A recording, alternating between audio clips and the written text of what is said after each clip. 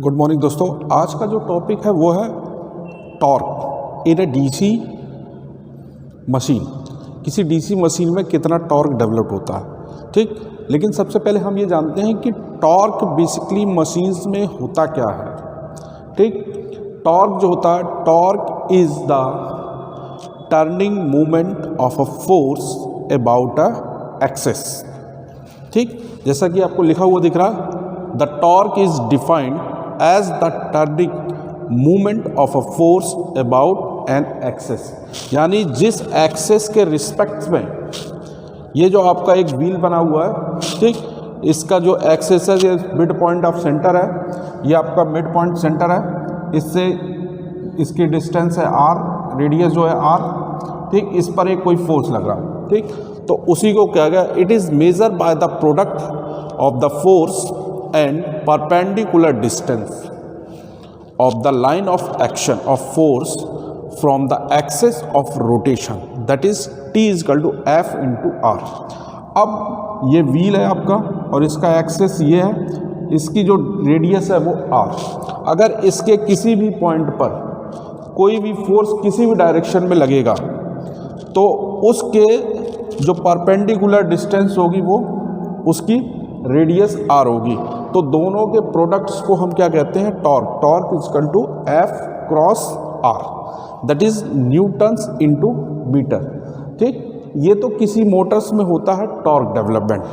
अब हम देखते हैं कि मोटर्स के आर्मीचर्स पर कितना टॉर्क डेवलप होता है, ठीक। Armature torque of a DC machines, ठीक। किसी भी मशीन्स में जो आर्मीचर टॉर्क डेवलप होता है वो फुल्ली क्या होता है, यूटिलाइज नहीं होता, क्योंकि कुछ ना कुछ इसमें मैकेनिकल लॉस हो जाता है, ठीक। जितना भी हमारा आर्मीचर टॉर्क यूज होता है उसे हम कहते हैं शाफ्ट टॉर्क, ठीक। जैसे कि सपोज आपका ये कोई डीसी मशीन्स है,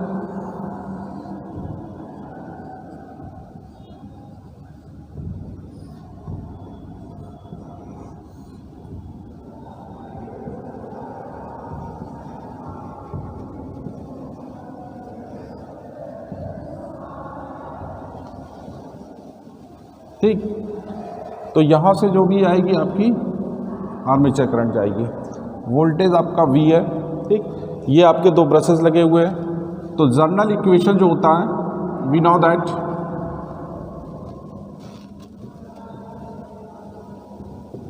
that V is equal to EB plus IA RA, ठीक। Where brush drop is equal to 0, ठीक। तो ये आपकी इक्वेशन होती है। Multiplying armature current on both side, दोनों तरफ हम क्या करेंगे, आर्मेचर करंट से मल्टीप्लाई कर देंगे। V into I A is equal to EB into IA plus IA square RA, that means equation number 2. In this equation, V into IA is the electrical input power, EB into IA is the mechanical output power, and IA square RA is known as the copper armature losses. That means electrical input power is equal to mechanical output power plus copper armature loss, ठीक। जैसा कि मैंने आपको बताया कि जो total torque develop होता है किसी मोटर में या कितनी सप्लाई दी जाती है वो फुल्ली की फुल्ली क्या होती है, आपका आउटपुट में कन्वर्ट नहीं होती, कुछ लॉस हो जाता। तो इसी तरह इसमें इतना लॉस हो जाता। अब हमारे पास मैकेनिकल पावर कितना है, EB into IB। Mechanical power जो होता है, let mechanical power PM is equal to, this is known as the EB into IA। Equation number 30। ठीक, अब हम देखते हैं कि जो मैकेनिकल पावर के कारण टॉर्क डेवलप होता है, torque on the armature is the rotation in rotation or speed, that means Pm is equal to T into omega. Omega is the angular velocity. So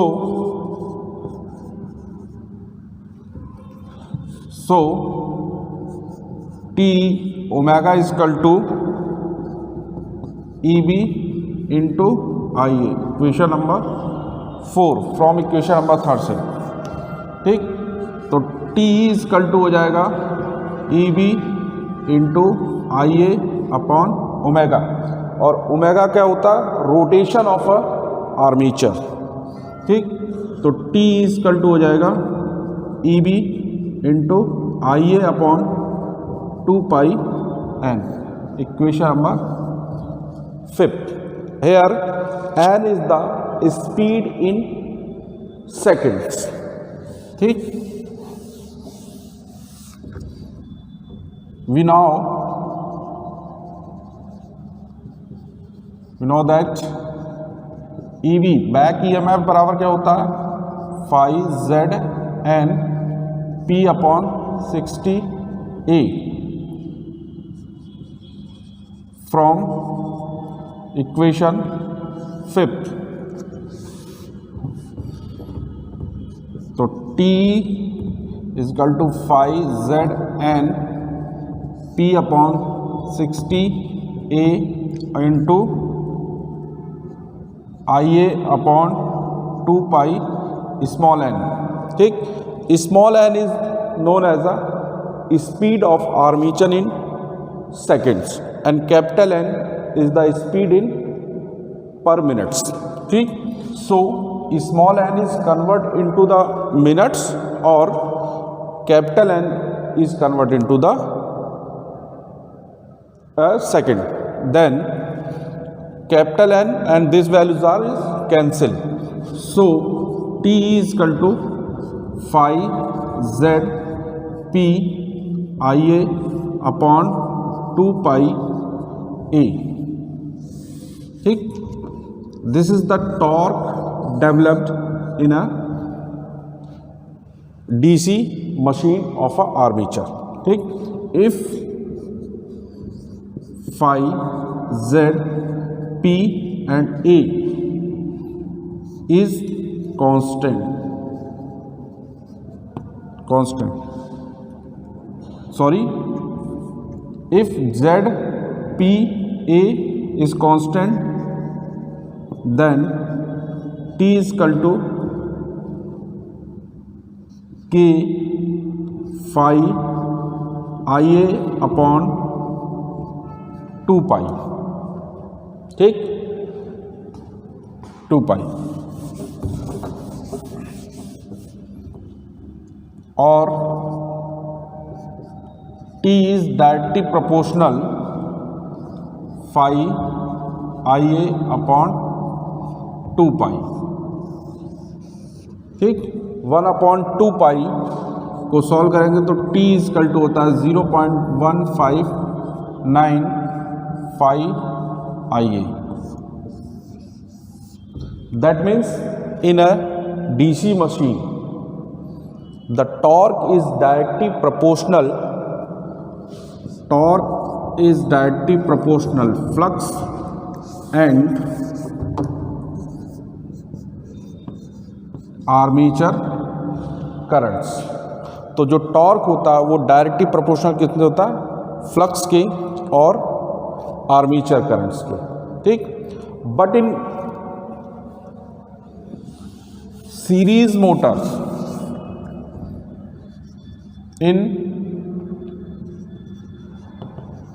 series machine, Ia is directly proportional phi, so torque is directly proportional Ia square. ठीक, series motor में क्या होता है, flux भी very करता है और armature current भी वेरी करता है, जिसके कारण जो टॉर्क होता है वो डायरेक्टली प्रोपोर्शनल होता है आर्मेचर करंट्स के। इसलिए सीरीज मशीन्स की या सीरीज मोटर की जो स्पीड होती है वो बहुत ज़्यादा होती है एट अ इनिशियल कंडीशन पे। In shunt machine flux is constant, so torque is directly proportional Ia।